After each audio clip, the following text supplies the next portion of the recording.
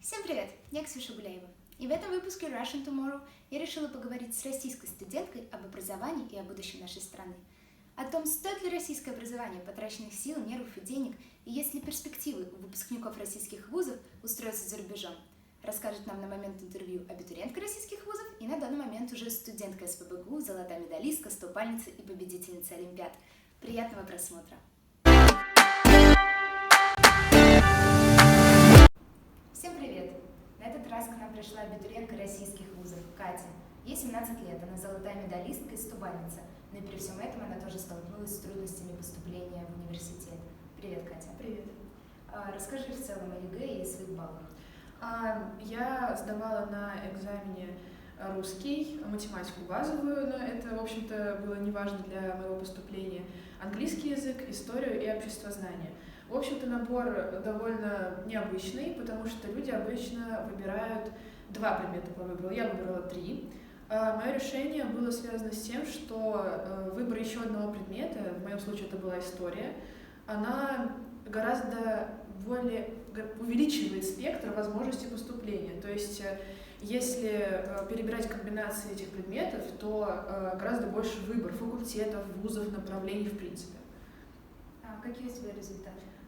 Я сдала историю на высший балл, что было для меня шоком, как и для всех моих знакомых и родных, потому что я считала, что это вообще невозможно. Я изучала историю именно основательно только в 11 классе. Обществознание я сдала на 94 балла, английский на 90 и русский на 91 балл. Впечатляющие результаты. Казалось бы, любой вуз открывает двери перед тобой. Но, как я уже сказала, не все так просто с поступлением в России тоже. Куда ты подавала документы? Я подавала документы в 3 вуза, в СПбГУ, в Высшую школу экономики в Санкт-Петербурге и в РАНХИКС, в северо-западный филиал. И куда проходишь? Какие шансы? Все мои знакомые, друзья, семья, репетитор уверяли меня, что я 100% попаду в СПбГУ, потому что, казалось бы, такие баллы, все выше 90, есть 1 сотка. И когда мы подали документы, была какая-то эйфория, что, господи, я буду учиться во 2-м вузе по рейтингу в стране. И потом, когда я начала наблюдать за списками, как менялась ситуация на различных сайтах, оказалось, что мои результаты, так мягко сказать, не самые хорошие. Например, на одном из факультетов, это международные отношения в СПбГУ, люди, которые последние в списке на бюджетные места, их балл составляет 297 по 3 экзаменам. Для сравнения, со всеми добавочными баллами, личными достижениями у меня 288. То есть выходит, что как бы ты ни старался, даже если ты сдал выше 90, и даже если у тебя есть золотая медаль, это еще не факт, что ты прошел на самые хорошие позиции, в самые хорошие факультеты. И, к сожалению, такая ситуация обстоит почти со всеми вузами. То есть ты просматриваешь ситуацию, и с каждым днем ты можешь сдвигаться в списке на 10 мест. Это самый хороший вообще расклад. Ты можешь двигаться на 70, на 100, на 200 мест. И теперь я склоняю свой выбор к Высшей школе экономики на факультет мировой политологии. Вот, потому что туда я прохожу, и, в общем-то, в принципе, по описанию университета, факультета меня все очень устраивает. Вообще удивительное дело. Страшно представить, что происходит у ребят, у кого баллы значительно ниже. Как ты думаешь, почему так происходит в университетах? Как ты оцениваешь эту ситуацию?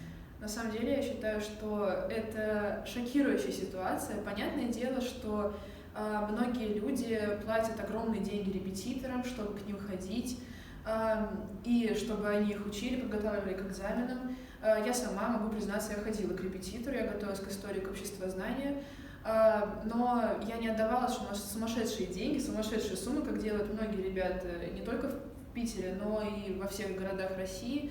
Но на самом деле ситуация очень страшная, потому что многие люди хотят пойти именно на это направление.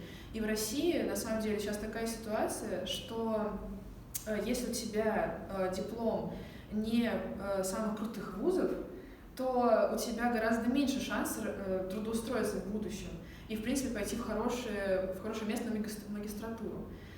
И это на самом деле очень плохо, потому что получается, что страна сама урезает себе специалистов, которые реально хотят работать. То есть, например, на том же факультете рекламной связи с общественностью там всего 30 мест. По статистике примерно 50% остается, 60 остается. То есть, получается, останется около 20 человек. Это факультет ВСПБГУ. Получается, реальных специалистов будет очень мало в стране. И потом мы говорим, почему наша страна не развивается. Конечно. Считаешь ли ты, что российское образование стоит того, чтобы тратить на него деньги, силы, нервы? Я считаю, что в России можно получить достойное образование. Все зависит очень от самого студента, я считаю. Но на самом деле в нашей стране образование высшее, я считаю, развивается, но оно не развито на таком уровне, чтобы люди, которые выпускаются из российских вузов, могли работать не только в России, но и за рубежом. Не в плане того, что формат диплома, а в плане именно уровня знаний. Потому что очень во многих университетах работают педагоги, которым чисто нужно получать зарплату, которые не заинтересованы в своем деле. Это не касается только каких-то маленьких городков по всей России, тот же Екатеринбург, Казань, Новосибирск, но это распространено и в Петербурге, и в Москве. То есть это есть везде. И я считаю, что на образование стоит тратить время, но очень нужно аккуратно подходить к выбору того места, куда ты идешь, и того направления, чтобы ты мог в будущем работать по специальности и получать достойное образование, в принципе. Как ты думаешь, почему только один российский вуз вошел в топ-100 лучших университетов мира? Не знаю. Не знаю точного ответа на этот вопрос. Возможно, за счет своего, в принципе, статуса. Может быть, за счет каких-то достижений, которые пытается достичь сам вуз. Но я считаю, что это не то, что неправильно. Как-то нужно... Почему только один? Почему мы развиваем только несколько целенаправленных вузов? Если признаться, самые крутые вузы в стране, лично по моему мнению, по моей специальности, гуманитарной направленности, это МГУ, СПбГУ, МГИМО и сейчас поднимается Высшая школа экономики. А все остальные, уже сами абитуриенты относятся к этому как к такому запасному варианту, как, например, для меня был РАНХИКС. И, не знаю, мне кажется, все нужно вузы поднимать, потому что достойно должно быть образование в такой стране. У нас огромная страна, у нас достаточно много возможностей, но мы ими не пользуемся. И это грустно, конечно. Я думаю, здесь проблема идет не в людях, а в правительстве, которое не уделяет должное внимание образованию. Какие твои планы после окончания университета? Я планировала продолжить обучение, но я не могу сейчас сказать на 100%, что я пойду в магистратуру и в дальнейшие ступени образования.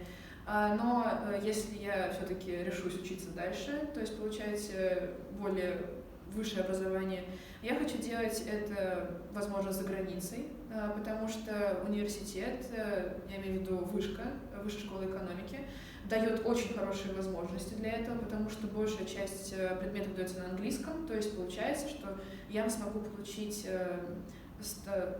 степень магистра за границей.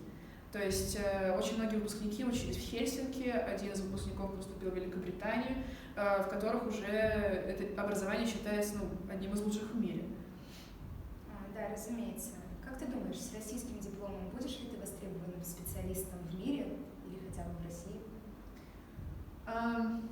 В мире вряд ли, в России возможно. И то диплом решает, что-то вообще решает первые 3 минуты, когда ты приходишь на собеседование. Дальше тебе задают вопросы, дальше смотрит какой-то работник. Если ты реально готов работать, я считаю, что ты можешь пробиться.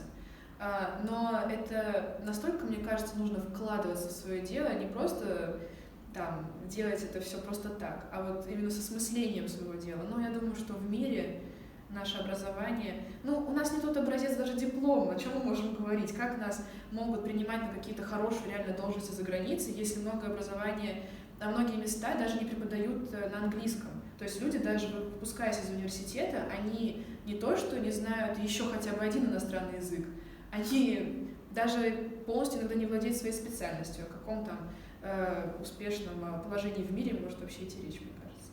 А устраивает ли тебя текущая обстановка в стране, то есть ухудшение отношений с другими странами, рост коррупции, несменяемость власти? Я иду на такой факультет, который напрямую связан с органами управления. Я иду на мировую политологию. И я считаю, что в нашем правительстве сложилась такая ситуация, у нас сложился застой, как был когда-то в СССР в 70-80-е годы, когда власть не сменялась. И это неправильно. Во власть нужно пускать новую кровь, чтобы были какие-то новые решения, новые идеи, потому что мир меняется, и страна должна меняться, потому что в любом случае мы отстаем.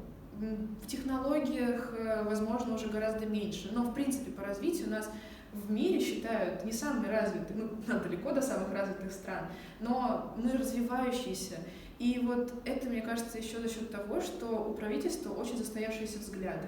Поэтому я считаю, что нужно, конечно, меняться, я имею в виду и правительству, и самой стране, но по поводу коррупции это нужно искоренять, причем, мне кажется, очень жестко, потому что это портит страну.